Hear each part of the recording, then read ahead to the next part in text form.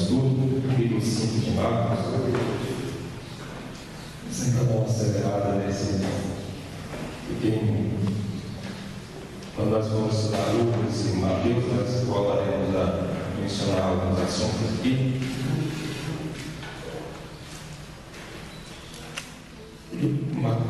Marcos capítulo 5, eu vou ler só o versículo 7, diz assim: clamando com grande voz, disse: que tenho eu contigo, Jesus, Filho de Deus Altíssimo?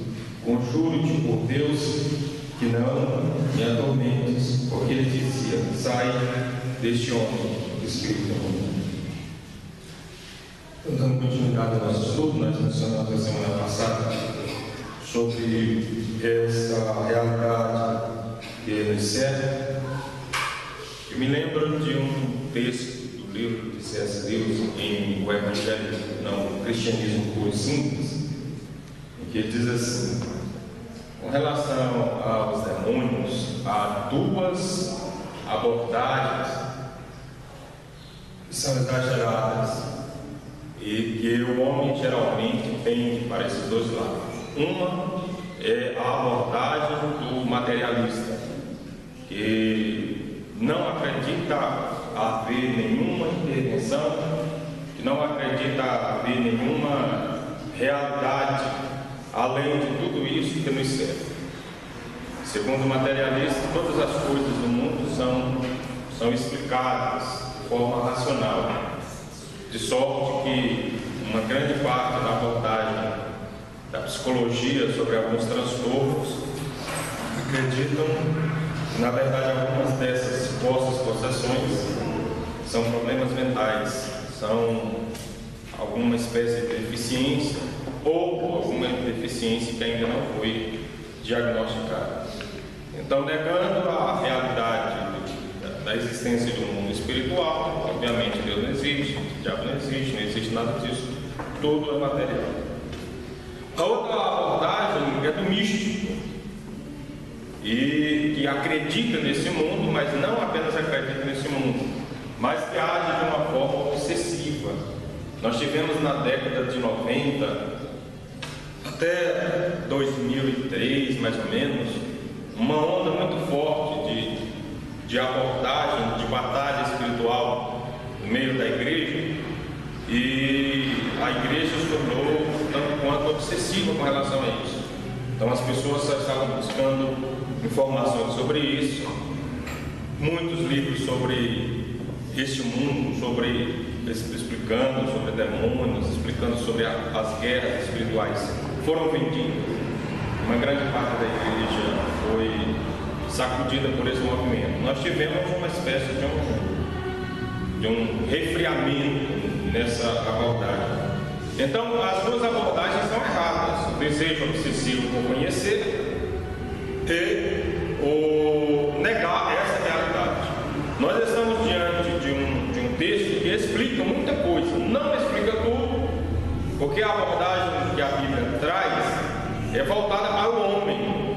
Então, todos esses outros assuntos, como anjos, como o mundo espiritual que está ao nosso redor, ela é tomada de forma secundária, a abordagem mais centralizada do homem. Então, alguns assuntos que são relacionados ao homem são tomados assim de forma não direta. É tanto que nós temos estudos sobre o homem. A Bíblia vem mencionar o que é o homem, qual a origem do homem, qual a situação do homem hoje, qual o possível destino do homem, qual o relacionamento dele com Deus, qual a responsabilidade dele com Deus. Os irmãos estão compreendendo? A abordagem é voltada para o homem. Então, esses assuntos sobre a existência de anjos, sobre demônios, eles entram de forma secundária, em momentos em que há essa interferência. E nesse texto aqui nós vemos um desses confrontos, que obviamente o mundo espiritual vai ter que ser revelado nessa passagem aqui, porque o mundo dos espíritos agora interferiu de forma direta na vida do ser humano. Há uma possessão completa, definitiva. Então o combate aqui já não é de conselho, o combate aqui já não é de convencimento, a luta aqui não é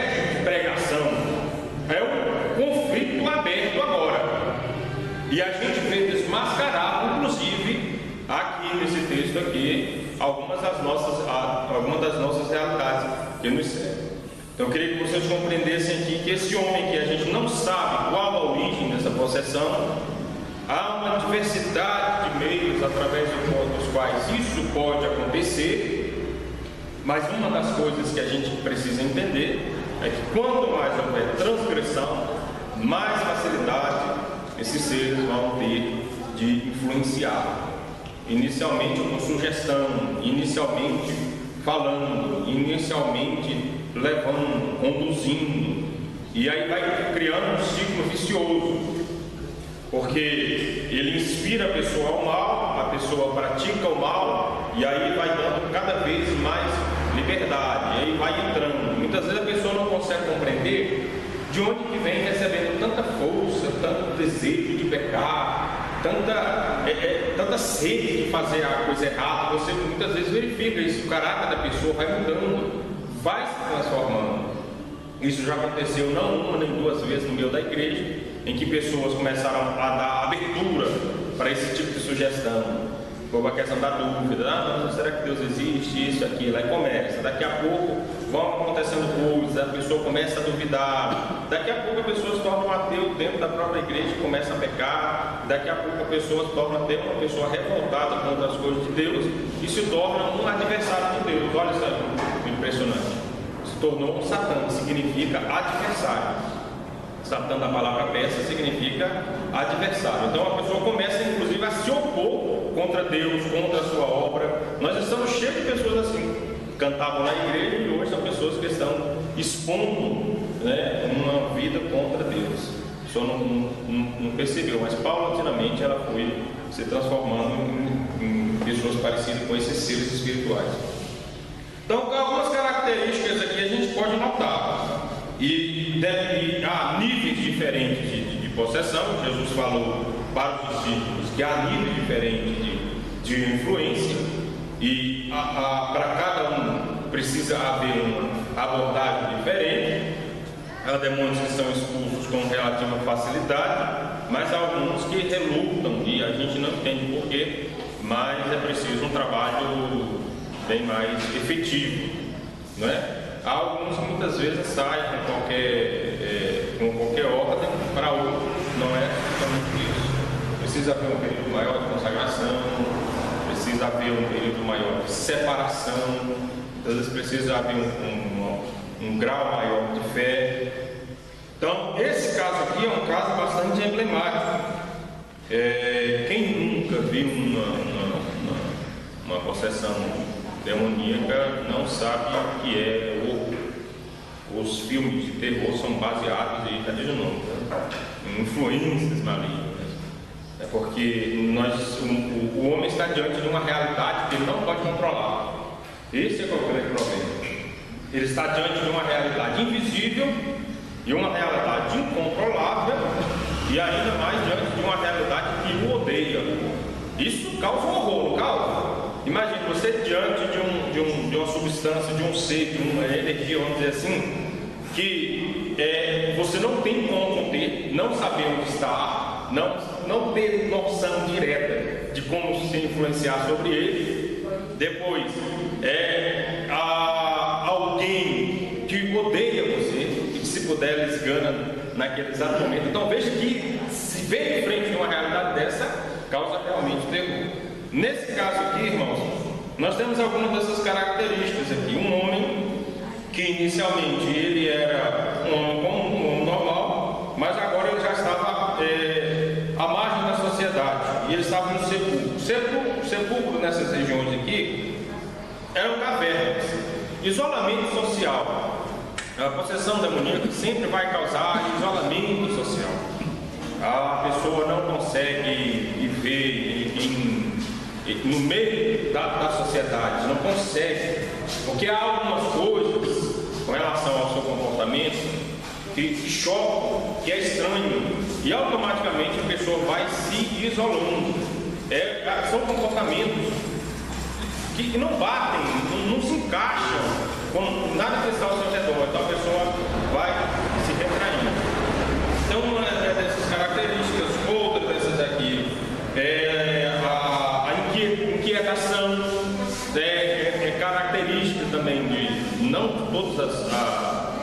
não quer dizer que toda pessoa inquieta é a pessoa possessa, mas causa uma inquietação.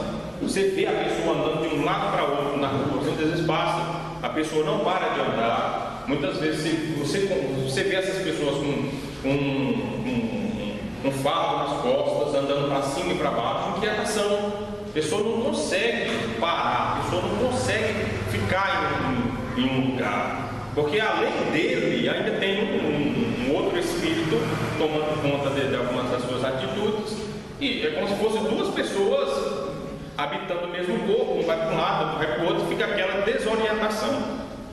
Então muitos andarilhos desse aí, inclusive um dia eu conversei com um rapaz na rua, perguntando para ele assim: rapaz, por que você fica andando para cima e para baixo assim? Não, porque é um espírito maligno que fica que manda e manda para o outro, e inclusive é uma pessoa desligada da igreja. Não consegue, uma agonia terrível, a pessoa não consegue parar, não. Vai para um lado e vai para o outro. Então esse homem também era assim. Primeiro, isolamento social. Segundo, essa inquietude. Isso aí que é o que causa também um choque, né, com a sociedade. Ele andava também gritando de noite, de dia. A gente não sabe se esses gritos eram as manifestações ou se era pedido de socorro quando ele voltava em si, quando ele tinha a sua consciência que se via diante daquela realidade. Um dia ele tinha a sua mente apagada, quando ele acordava estava no meio dos sepulcros. Então isso possivelmente fosse essa entra, sai, tem o domínio completo, não tem o domínio completo, então gera essa instabilidade na pessoa. Agora há uma característica aqui que é extremamente, não são todas que acontece isso, mas geralmente quando existe mais de um espírito maligno a tomar conta, a força sobre-humana. Força sobre-humana é uma característica. Então geralmente quando você está na igreja, pessoas, muitas vezes você consegue dominar, uma pessoa só consegue dominar, mas mesmo assim essa pessoa continua querendo fazer bagunça na igreja. Mas você sabe que fisicamente ela pode ser dominada. Geralmente você não está diante de uma possessão demoníaca. A gente não sabe o que é que acontece com relação a isso. Se alguém souber, depois você me explica aí com detalhes, que é bom para passar para a igreja. Mas força sobre-humana, de onde vem essa força? Veja que é uma realidade diferente, que vocês entendam como uma outra energia. Então é como se o ser humano recebesse uma outra energia, e isso potencializa toda a sua estrutura óssea, potencializa toda a sua estrutura física, porque já aconteceu casos, e a ciência já identificou alguns lampejos de situações de força sobre-humana. Já foram estudados casos de mães que desesperadas, porque um filho foi atropelado, chegava para levantar a roda de um carro. Já outro casozinho, o desespero foi tão grande que a pessoa nem imaginou que ela não daria conta de levantar um carro. Já chegou a levantar e afastar o carro de um lugar. E alguns casos desses também já aconteceram. Igual eu falei para os irmãos, em determinado momento, parece que a adrenalina é tão grande, é tão forte, que você centraliza, potencializa toda a sua energia no ponto do seu corpo e acontece alguma dessas coisas. Coisas impressionantes já aconteceram, como gente que conseguiu pular cercas altas correndo de vaca, correndo de bicho, né? Quando você olha, você diz, como foi que eu consegui fazer isso? Então há esses lampejos de força sobre-humana. Possivelmente a possessão potencializa isso ali também na vida do ser humano, e aí você está diante de uma energia muito, muito grande. Eu já vi um gasguetinho,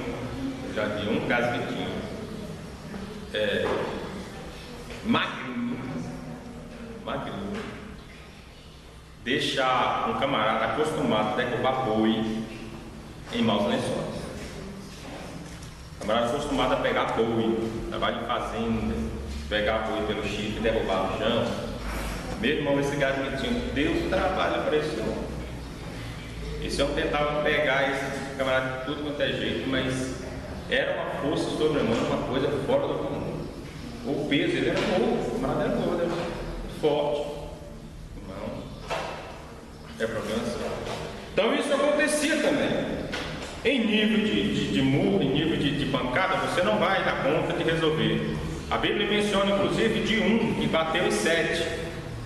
De um que bateu em 7, lá no capítulo 19 de Atos dos Apóstolos, você lê lá.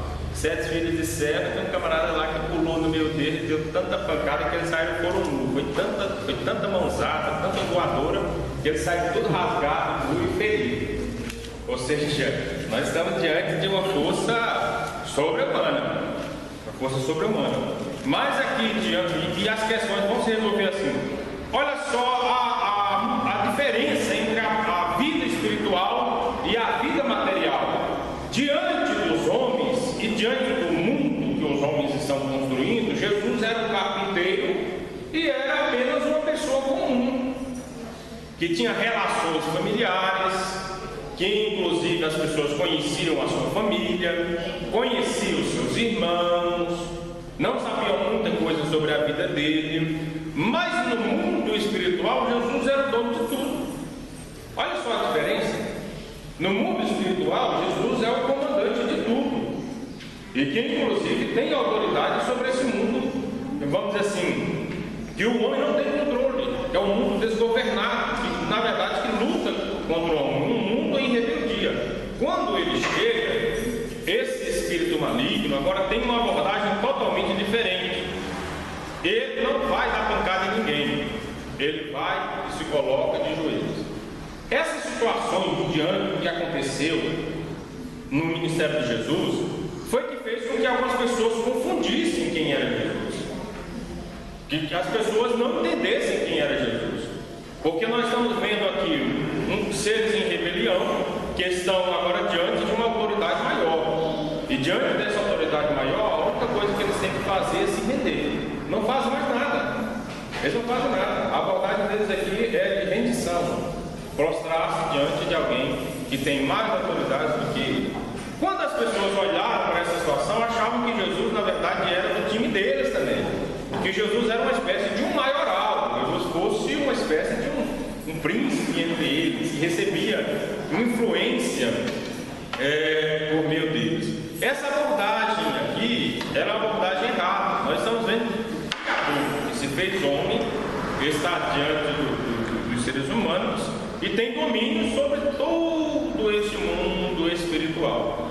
Então, obviamente, ele vai fazer, como se dissesse assim, essa influência espiritual maligna tem que recuar diante dos homens, né? Tem que para libertar os homens dessa influência maligna. Então, vamos lá. Ele correu, diz o versículo 6, de longe e o adorou. E aí, clamando com grande voz, que é também uma característica de possessão, uma mudança na vocalização. Você consegue perceber claramente a voz natural da pessoa e a voz natural dessa entidade que possui a pessoa. Geralmente há uma potencialização também. A vocalização se torna bem mais profunda, uma voz mais ou menos enegrecida, e só de ouvir a voz, isso já causa pavor na pessoa, tá bom? Então, essa voz desses seres malignos clamaram por Jesus. O texto de Lucas vai explicar qual foi a reivindicação que eles fizeram.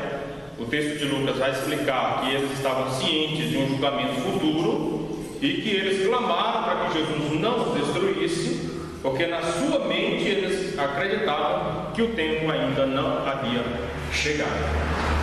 O conjunto por Deus que não é um momento, se nós ficarmos somente nesse texto de Marcos, aí nós não vamos compreender completamente.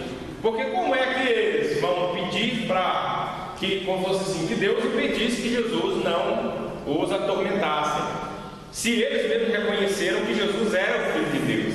Vocês estão compreendendo? É uma espécie de reivindicação, porque eles estão ali diante do juízo final. Nesse julgamento, Jesus disse que serão julgados todas as criaturas, homens, demônios, todos vão ser julgados. Então eles estão diante desse juiz. aí? O juiz já chegou, e aí? Mas aí eles têm uma espécie de uma carta na manga.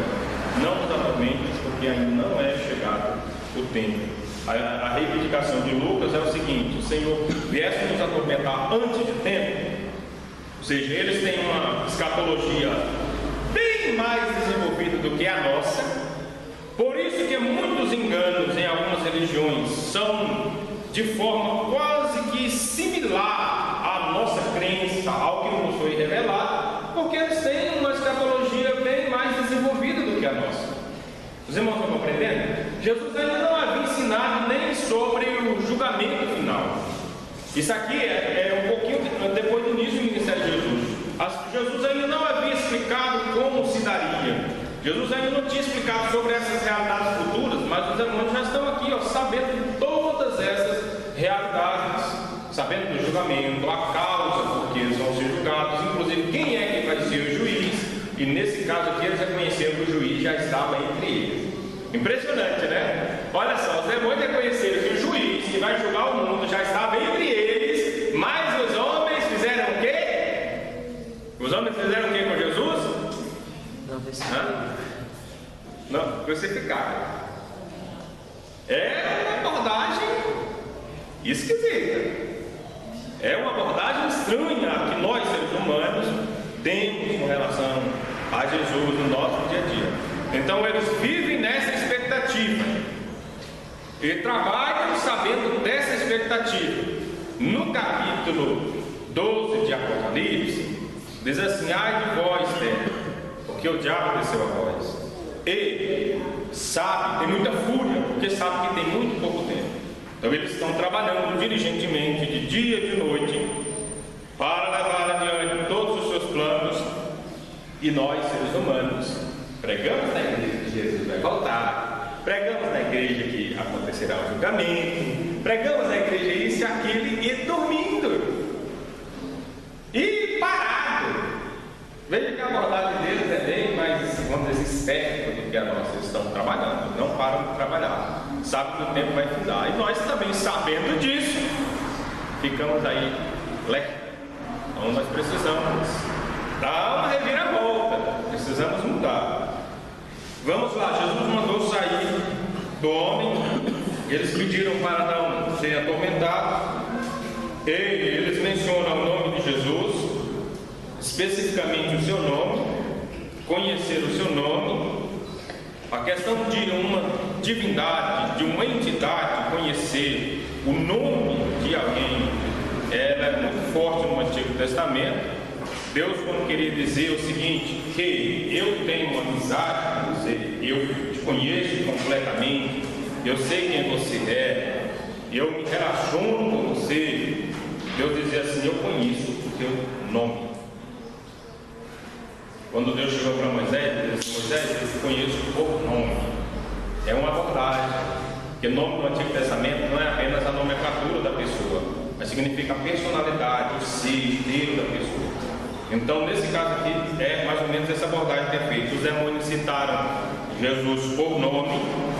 Havia algumas teorias que diziam que se você soubesse o nome de um demônio, você dominaria. Se você soubesse o nome de uma divindade, você dominaria essa divindade, ela faria o que você quisesse. Então, possivelmente, há um resquício disso aqui. O que acontece é que Jesus pergunta o nome dele também. E é o único diálogo que acontece nas escrituras sagradas com uma entidade do mundo espiritual. A única vez em que Jesus se relaciona, vamos dizer assim, se comunica com uma entidade do mundo espiritual, que é neste momento. É uma abordagem muito diferente da que a igreja assume hoje. É uma abordagem muito diferente do que a igreja assume hoje. Então Jesus pergunta qual é o seu nome e ele não responde um nome específico, mas diz que é legião e mostra uma realidade estranha. E se alguém também quiser me explicar, você passe detalhes que eu vou passar para a igreja. E se alguém perguntar assim: irmão, quantas entidades espirituais, quantos espíritos malignos podem possuir o corpo de um homem? Aí depois você vai perguntar para eles, porque aqui quando ele diz que é legião, possivelmente é uma hipérbole, que é um exagero intencional para demonstrar a intensidade da possessão, a grandiosidade da possessão e a quantidade de espíritos malignos que estavam habitando esse corpo. Porque a legião é um agrupamento das forças romanas que variava entre 2.000 a 6.000. Variava entre 2.000 a 6.000. Não sei a quantidade. Dizer que esse homem estava possuído por 2.000 demônios, ou dizer que esse homem estava possuído por 5.000 demônios, ou 6.000 demônios. Talvez é um pouco falta de cautela, porque nós não sabemos. Ele falou que era legião, porque ele disse: somos muitos, mas não falou quantos. Nós só temos a realidade. A Bíblia menciona que Maria Madalena, antigamente, ela era possuída por 7. Ela era possuída por 7. Então, sabemos que para tomar conta do organismo de um ser humano, há inclusive uma espécie de comunhão entre eles, há uma espécie de unidade entre eles, 7 habitando num só corpo, né? Então possivelmente um fica um dia da semana, outro fica outro, não sei como se organiza em relação a isso, mas nós sabemos que é uma realidade, e que quanto maior a influência, pior a pessoa fica. Pior a pessoa fica. Por isso que Jesus disse assim: olha, quando o espírito maligno sai do corpo de um homem, ele tenta voltar. Se ele voltar e encontrar liberdade, ele traz mais 7. E aí o estado desse homem se torna pior do que o primeiro. Dá até para você compreender, irmãos. Em qualquer guerra, nessas invasões que estão acontecendo agora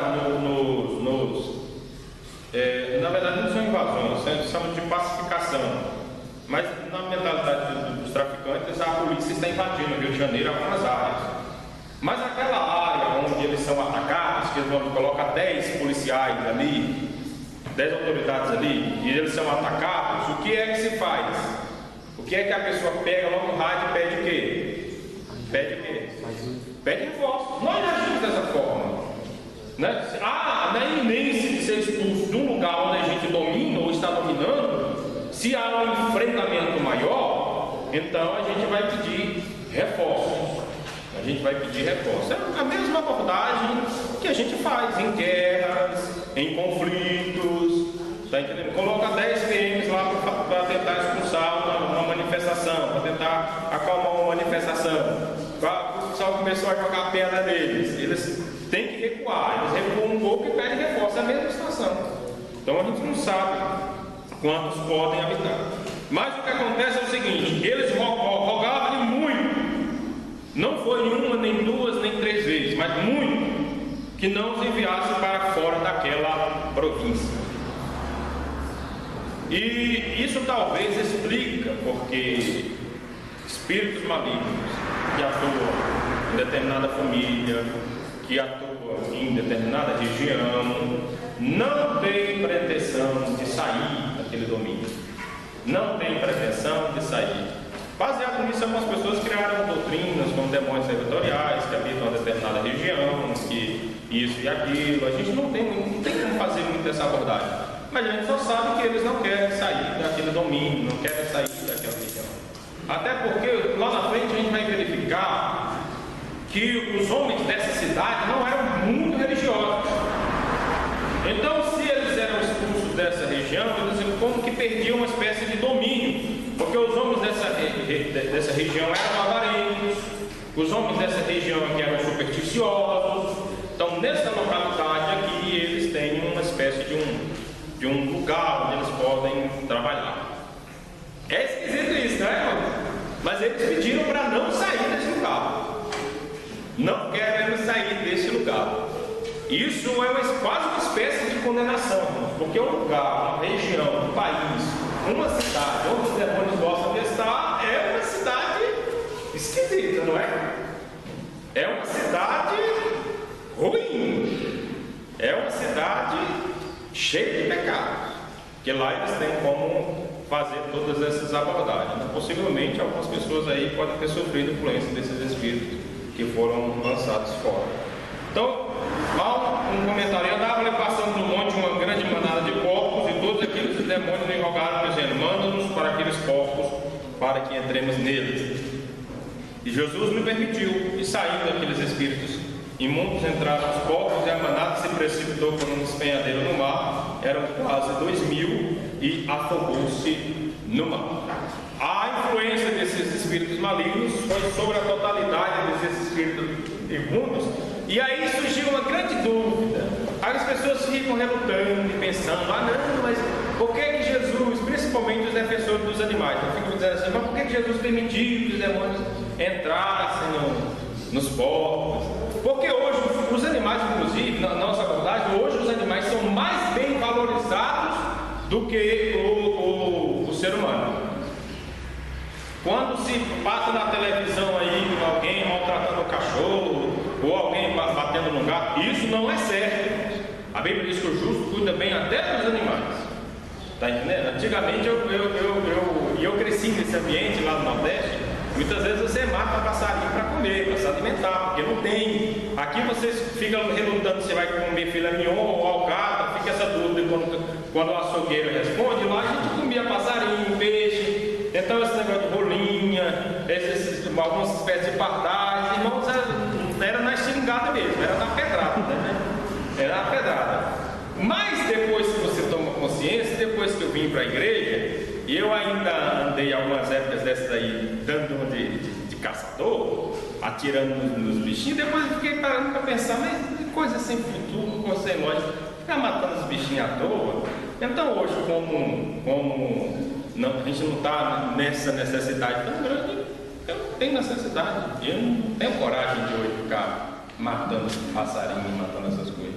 Deixa os bichinhos viver, até aquelas lagartixinhas que a Nayara ama lá em casa, às vezes aparece. Mata, não deixa as bichinhas, vão proteger a gente, ela come as moscas servem, né?